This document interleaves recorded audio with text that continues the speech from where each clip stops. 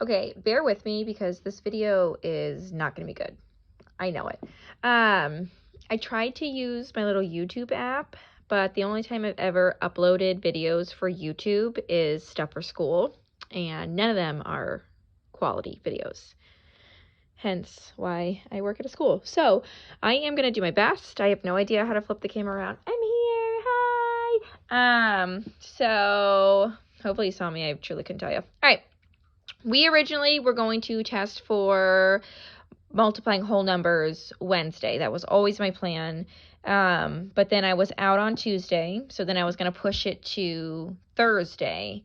And then I'm out now on Wednesday too, and we can't waste 2 days. That's crazy to me. So we're just going to keep moving forward. We're going to start multiplying decimals. And then when we test for decimals, we'll do whole numbers and decimals together. So all of multiplication. I need you to have out a pencil, and I need you to have out your math notebook. Somehow I have no lined paper in my entire house, so I'm using plain white paper. Just pretend. Tomorrow or today? Wait, today. What? I think it's 11/2. Not 100% sure. Put that in your notebook, though. Can you give me a heading that says multiplying decimals? If at any point I'm writing too fast, I'm talking too fast, I say something and you're like, what? Just pause me, rewind me. It's the only time you can actually mute me. I'm sure it's going to be fun for some of you. Anyways, that's your heading. Multiplying decimals. I'm pretty sure it should be 11/2. The big thing about decimals, it's just normal, regular multiplying. Except for where you put the decimal point in your answer. And we're not doing anything crazy today. We're going to do two things, both of which should be pretty basic. Nothing's really new here. As long as you are decently comfortable with your actual multiplication facts, everything should be fine. So the first thing that we're going to do, I'm going to give myself a bullet point, is we're just going to simply recognize a pattern.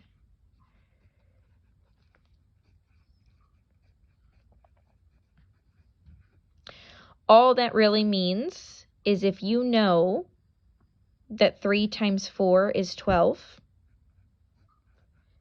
then they're going to say, what would 0 and 3/10 times 0 and 4/10 be? But if you can recognize that that's just 3 and that's just 4, 3 times 4, it's still 12. Whenever you go to put a decimal point in your answer, each of these things here, these are called factors. So I'm going to label that as a factor. I'm going to label that as a factor. And your answer would be considered a product. It's an answer to a multiplication question. Whenever you go to put an answer or a decimal point in your answer or a decimal point in your product, start at the back of your factor. So the last digit I have here is a 3.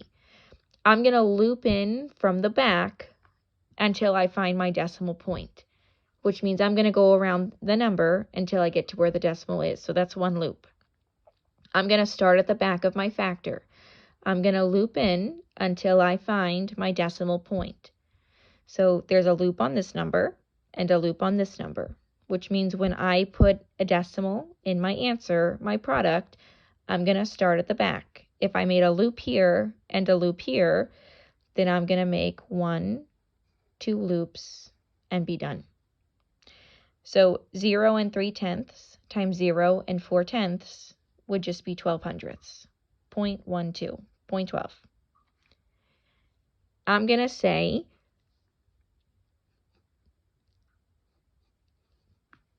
that if 7 times 6 is 42, I want to multiply 0 and 7/100ths times 0 and 6/10. I know still that 7 times 6 is 42. Start at the back of your factor. You're going to loop in until you reach a decimal point. That's 2 loops. Start at the back of your factor. You're looping in until you reach your decimal point. Just one loop. Which means if I start at the back of my product, 2 plus 1 is going to get me 3. So I'm looping in 1, 2, 3 times.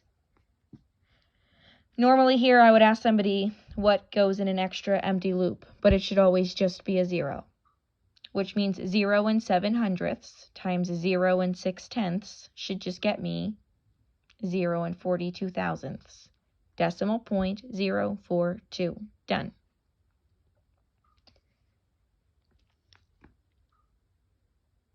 If I know, let's say that 9 times 3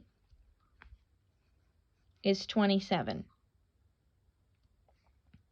I'm going to do 0 and 9/10 times 0 and 3/100.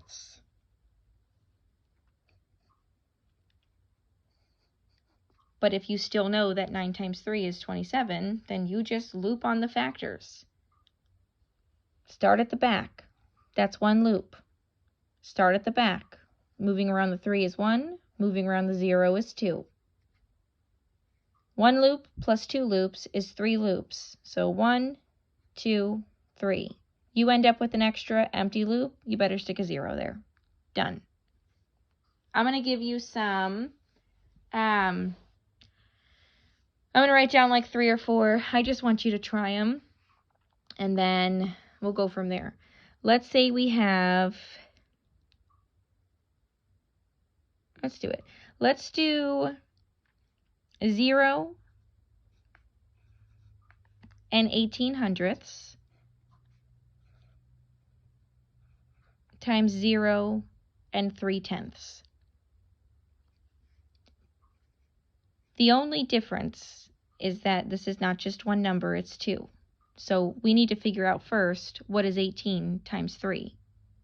But I know that 18 times 3 is 54. I'm fine if you don't know that, because you can always just quickly try 18 times 3 off to the side. I know that 8 times 3 is 24.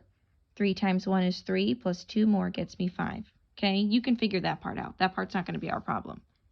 What I need to make sure you can do at this point is just figure out how many times you actually need to loop in your answer. Moving around the 8, that's 1 time.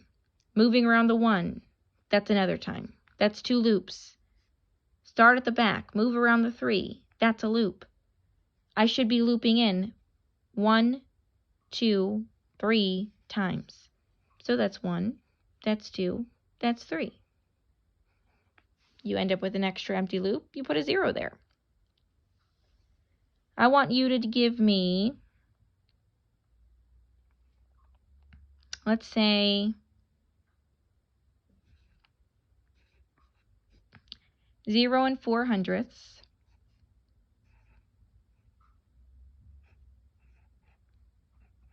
times 0 and 12/100. Focus on the numbers that aren't zeros. That's just simply 4. That's just 12. If you don't know what 12 times 4 is, oops, sorry, that's my carpet, then you're going to do it off to the side. If you know that 12 times 4 is 48, then you're putting 48. And the only thing I need you to do is figure out how many times you need to loop in on the product, your answer. You start at the back.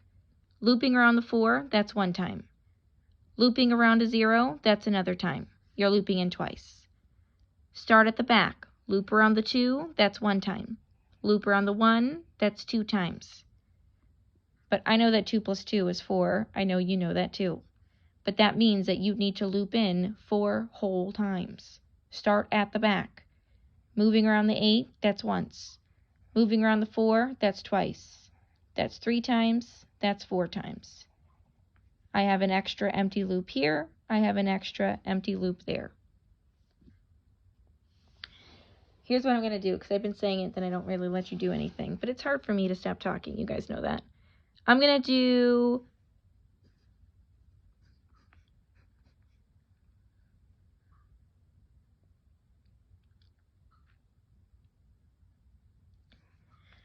(0 and 11/100 times the whole number 6. Don't let things confuse you, okay? This has a decimal. You're looping in here. That's a whole number. The decimal's at the back. You're not looping it at all. Figure out what 11 times 6 is. See if you can figure out where to put your decimal point. I know this seems dumb, but I want you to pause me. And then when you have an answer where your decimal is in your answer, I want you to unpause it, just see if you have it right. Hopefully you actually paused me. If you paused me and you're now unpausing me, I'm going to say that 11 times 6 is 66. Start at the back because this one actually has a decimal point. 1, 2 loops.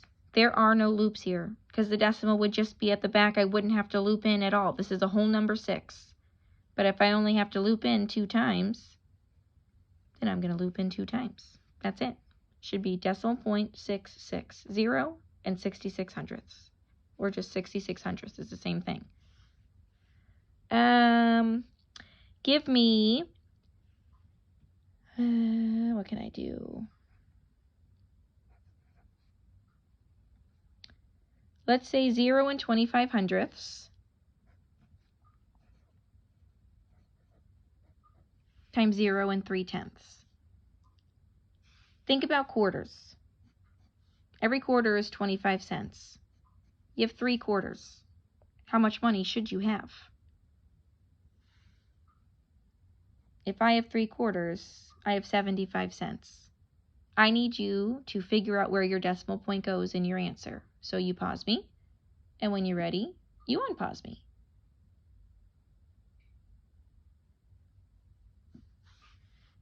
This has 2 loops. Looping around the 5 is once, looping around the 2 is another time. This factor has 1 loop, looping around the 3, because I'm starting at the back. That's it. That means that I need to loop 3 times, 2 and 1 more. So looping around the 5 is 1, looping around the 7 is 2, making an extra empty loop, and I stick a 0 there. I want you to try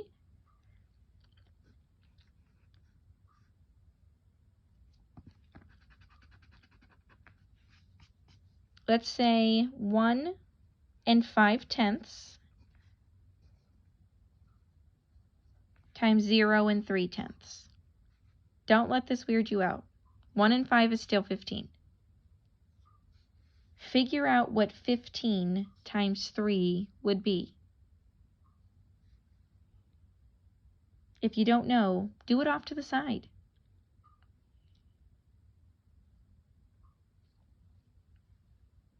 I know that 15 times 3 is 45.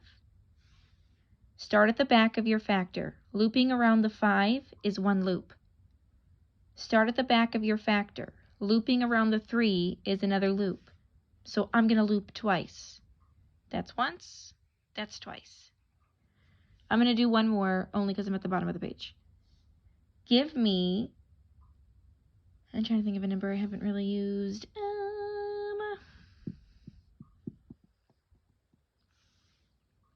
That's fine. Let's do 1 and 2 tenths. I want to multiply by 0, and 6 hundredths. Think about what the number 1 and 2 would make. 12. Forget the zeros are even there. Focus on the 6. If you need to, off to the side, figure out what 12 times 6 would get me. Start there, then worry about looping. I know that 12 times 6 is 72 because 6 times 2 is 12. 6 times 1 is 6 plus the extra puts me at 7. Your only job is to figure out where your decimal point goes. Start at the back of your factor. You loop in, until you reach the decimal point. So going around the 2, even though it looks jacked up, that's just 1 loop. Start at the back of your factor. Move around the 6, that's 1 loop. Move around the 0, that's 2 loops. I want you to pause me, figure out what the answer is, then unpause me. If that's a loop, and that's 2 more loops, I need to loop 3 times. So that's once, that's twice, that's 3 times. Extra empty loop, you put a 0 there. Done. All right. We have one more thing that I want to get through in this little video, and then there are 2 exit ticket questions that are in this assignment. One of them looks exactly like this, okay? Pretty simple. If you feel like this is not simple, we will look at it tomorrow before we move on, promise. If you're ready, I'm just going to give myself another bullet point, because the other thing is just going to say multiplying with powers of 10. We've already actually done this. It's just they're using decimals instead of fractions. That's it.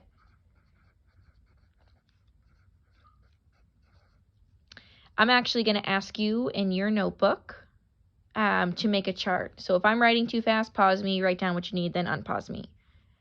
What we've seen before is us multiplying by 10, us multiplying by 100, us multiplying by 1,000. This would have meant that you went right once, moving the decimal point. This would have meant that you moved that decimal point to the right twice. This would have meant that you moved that decimal point to the right 3 times. We spent so long on this, okay? Should be fine. Hold on, I'm a mess. There we go. The other thing were the fractions, okay? Multiplying by 1/10, multiplying by 1/100th, multiplying by 1/1000th. We've already done this, so we're not going to spend a whole lot of time here. The only thing I need you to see is that 1/10 is the same as 0 and 1/10. I'm pretty sure this is probably already in a chart somewhere in your notebook, okay? Multiplying by 1/100th is the same as multiplying by 0 and 100th. Multiplying by 1/1000th is the same as multiplying by 0 and 1,000th.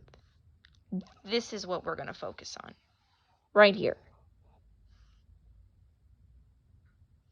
When you multiplied by the fraction, that was the same as dividing. So when we're multiplying by the decimal, 1/10th, 1/100th, 1/1000th, we're still technically dividing, which means we're still moving to the left. 1/0, 10ths place, you're moving 1 time. You can also think of the 10ths place as the first place value after the decimal point. That's why it's still 1. Left is this way. Dividing, making it smaller, moving left. There's 2 zeros. It's the second place value after the decimal point. We're moving left twice. 3 zeros. It is the third place value after the decimal point. So we're moving left 3 times. I'm going to walk you through a bunch. I already made the little exit ticket questions, but no, it's the same. Doesn't matter. Okay, I'm going to walk you through some. I'm going to ask you just to try some. Just write things down so that you can just see what's happening, and we'll go from there. Let's say we start with, 812, okay? We're going to multiply by 0 and 1/100th. All we're going to do is just solve it. This is the exact same. If you can read that number correctly, 0 and 1/100th, it's the same thing as 1/100. 1/100th, same. It's a decimal. We're moving left. That's 2 zeros, but if you can't think of it that way, that is the second place value after the decimal point. So you are going to move the decimal point left 2 times. 812 has no decimal point. So this is where I would ask somebody, where would you put it? Hopefully somebody would tell me, at the back. So put it at the back. There is no decimal point. Stick it at the back. You're moving left twice. That's once. That's twice. You bring over every number. Now mine's not really great, but it should be right here between the 8 and the 1. Wherever you end up, you stick it there. I promise you, if you go back in your notebook, we have pages upon pages upon pages of stuff that looks like this. The only difference is instead of giving you the fraction, now they're giving you that same number, but as a decimal point. That's it. You're still multiplying with decimals. Give me, I don't know, let's say 704 and 56 hundredths. I want to multiply.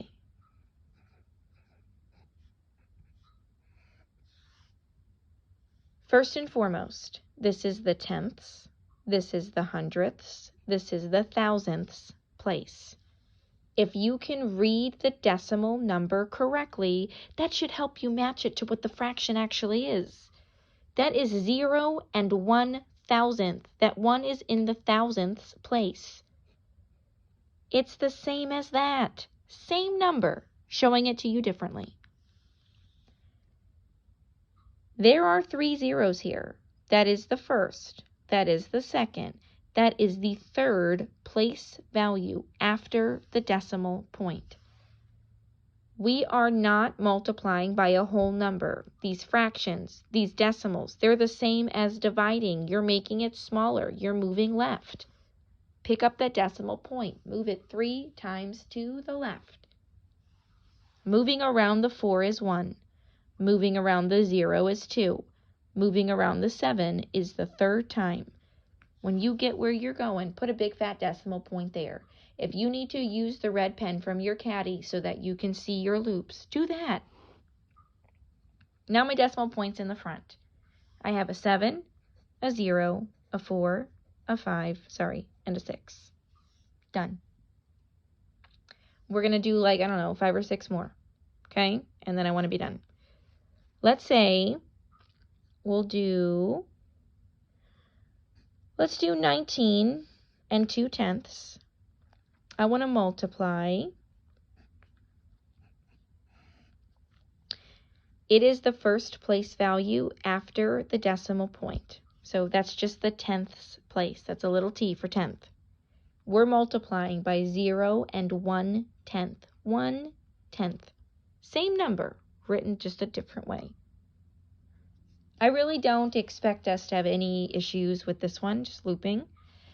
I do understand if you're like, I don't remember. I mean, I don't fully understand it because it's me, and oh my God, we've done them 1,000 times, but it's fine because we'll look at it tomorrow. All I really need you to recognize right now is if it is the first place value, you're moving 1 time. Same thing as multiplying by a fraction. So we're moving left because we're making it smaller. We're actually dividing. Pick up your decimal point. Move it 1 time to the left. Rewrite your answer. I have a 1, a decimal, a 9, 2. I want to do a few more. Let's say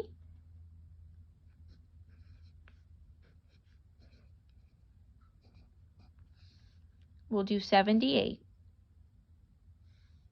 Figure out what place value this is. First place value is the tenths. Second place value is the hundredths. That is 0 and 1/100th. That is the first place value. That is the second place value after the decimal point. I'm moving twice. Multiplying by a fraction. Multiplying by the decimal. It's the same thing as dividing. We're making it smaller. I'm going to move left twice. It's a whole number, so there is no decimal. So I'll put it at the back. I'm moving once. I'm moving twice.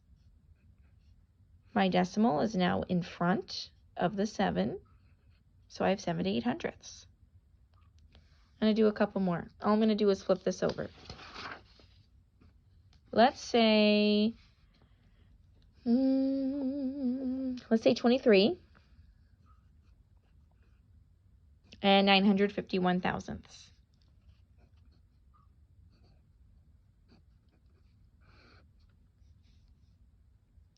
That is 0 and 1/10. I also know that it's just the first place value after the decimal point. So it's the first place value. I'm only moving 1 time. We're moving left. multiplying by a decimal, multiplying by the fraction. You're making that number smaller. You're going left. So I'm going to take that decimal point, pick it up, and move it. Now I have a 2, a decimal point, a 3, a 9, a 5, and a 1.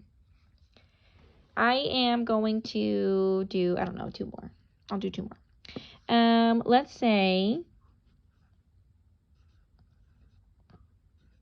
508 and 6/10.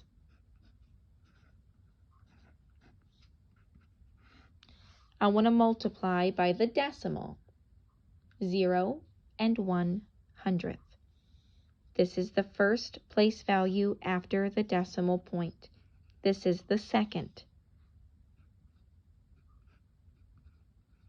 But if it's the second, you're moving twice. Multiplying by a fraction, multiplying by a decimal, making it smaller, you're moving left. I want you to pause me. I want you to figure out what your answer is, and when you're ready, unpause me. Cool. Hopefully you did that. Moving left once, moving left twice. My decimal's between the 5 and the 0, and we done. Last but not least, my darlings, let's do, I don't know, 101 and 18/100. I want to multiply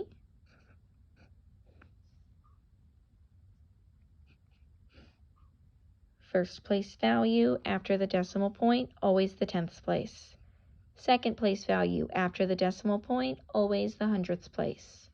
Third place value, always the 1000th place. So we're going to take 101 and 18/100, and we are multiplying by 1/1000th, 0 and 1/1000th. It's the third place value after the decimal point.